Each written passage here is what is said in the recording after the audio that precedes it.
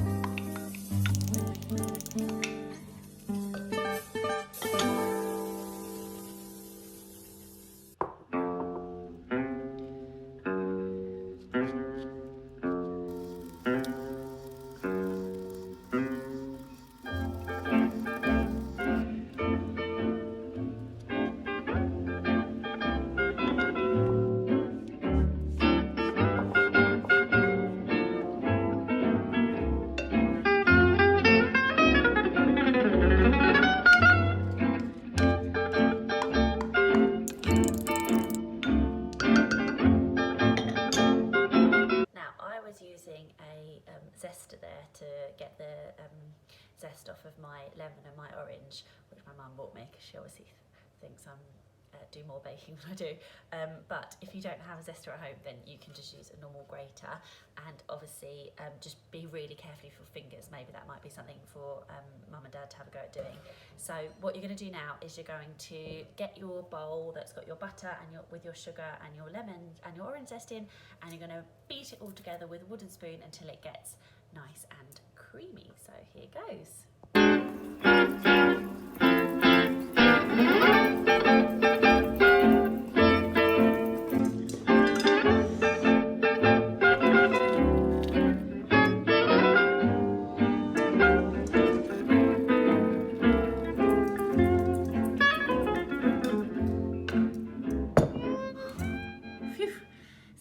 Once you've proved how strong your arm muscles are, you can see. Okay, so this is what you want it to be, nice and creamy and all mixed together. I'm actually a bit out of breath from all of that mixing because I'm not very strong.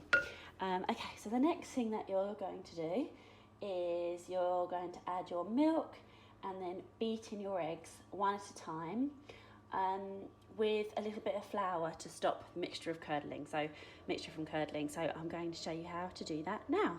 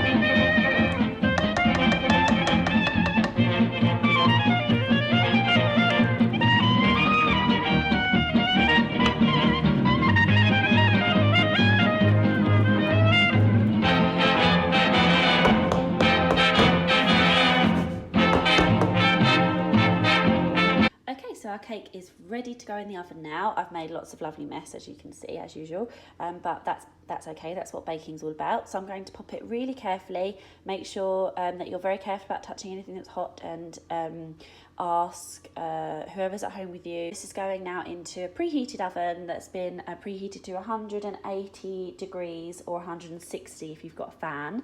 And it's going to go, this will probably take about 45 minutes, but it might cook a little bit quicker. It depends on your oven. It might be more like 30, it depends how big it is and on your oven. So let's hope that cooks well. Whilst it's cooking, I'm going to show you how to make the drizzle part that keeps it really moist. So we're going to use the rest of the lemon and orange in a saucepan to make a really delicious kind of syrup to go on top of it. So I'm going to show you how to do that now. Okay, so your cake is in the oven. You can hear my oven being very noisy in the background. And what you're going to do now is make the kind of lemon and orange syrup that you pour over the cake at the end once it's cooked. So I've got my lemon and my orange that I zested earlier, and I'm going to cut them in half, just both of them straight in half, and make sure you're being very careful with your knife. This might be a point that you ask whoever the grown-up is at home to help you. And again, another contraption that my mum bought me. So I have a juicer, but you can just squeeze it straight in. Just make sure that you take any pips out. So I'm going to squeeze the juice of the lemon, that's not a lemon, of the orange, and make sure it gets all the good juice in there, because this part just makes it extra yummy. So I'm going to give it a really good squeeze. I might just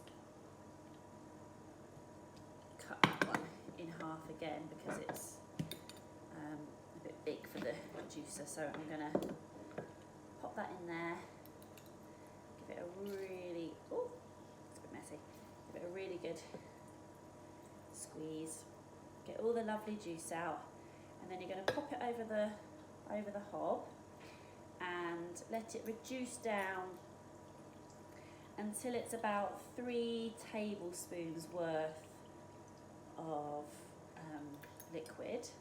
Now, you know, as I said before, I'm no master baker, so I'm not necessarily particularly precise about these things, but just sort of have a look until it's reduced down quite far.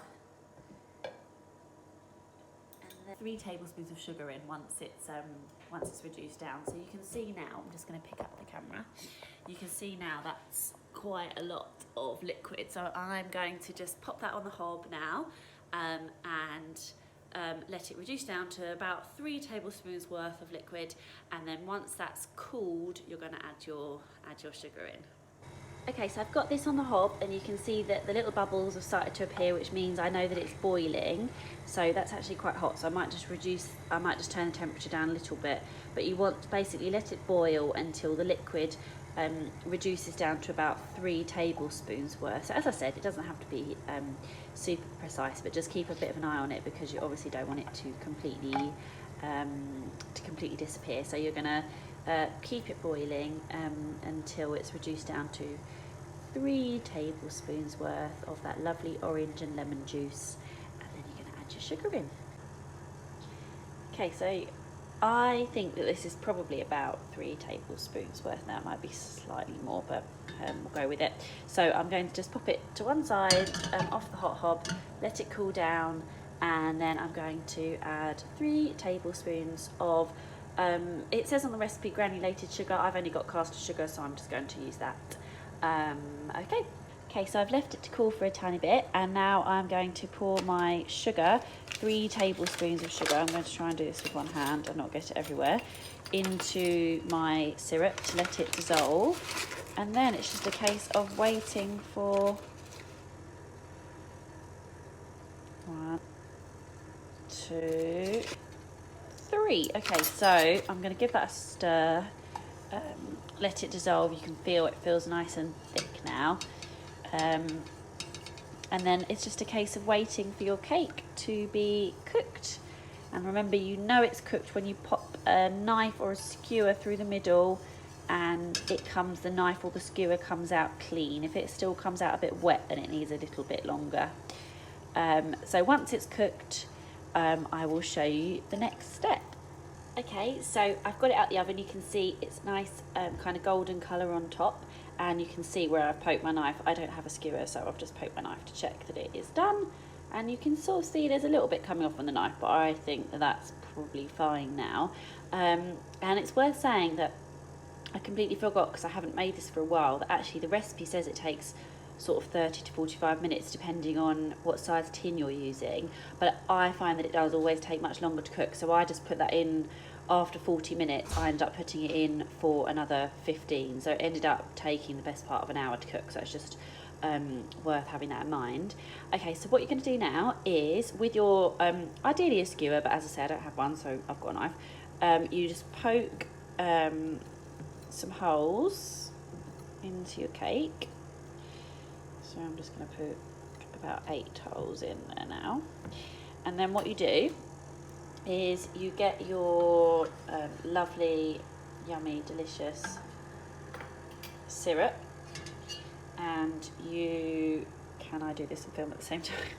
And you pour the syrup all over the top of the cake, and then you pour it all over the top of the cake, and let it sort of soak in. I might just, where mine's domed a bit, I might just poke a few extra holes to let that soak in those corners there.